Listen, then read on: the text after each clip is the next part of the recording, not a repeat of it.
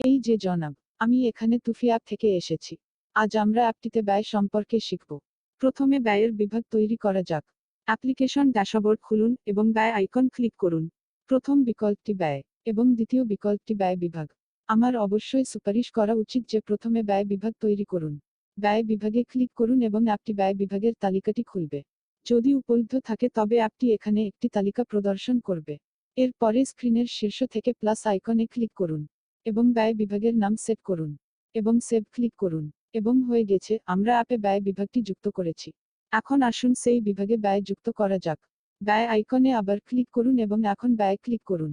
এখানে অ্যাপ্লিকেশন আপনাকে ব্যয়ের তারিখের সীমা প্রদর্শন করবে এবং এই সময়কালে ঘটে যাওয়া ব্যয়গুলি দেখায়। অ্যাড আইকনে ক্লিক করুন এবং অ্যাড ব্যয়ের স্ক্রিন উপস্থিত হবে। তালিকা থেকে ব্যয় বিভাগ নির্বাচন করুন। তারপরে ব্যয়ের তারিখটি নির্বাচন করুন। পরবর্তী ব্যয়ের পরিমাণ এবং তারপরে সর্বশেষ ব্যয়ের বিবরণ এবং সেভ ক্লিক করুন। বাহ, আমরা সফলভাবে ব্যয় বিভাগের পাশাপাশি সেই বিভাগে ব্যয় যুক্ত করেছি। সুতরাং এই সমস্ত অ্যাপ্লিকেশন ব্যয় সম্পর্কে। আপনি অ্যাপ্লিকেশন প্রতিবেদনে আপনার সমস্ত ব্যয়ের সারাংশ পরীক্ষা করতে পারেন। এই ভিডিও দেখার জন্য আপনাকে ধন্যবাদ। শুভ দিন, শুভ সকাল, শুভরাত্রি। আপনি যখনই এই ভিডিওটি দেখছেন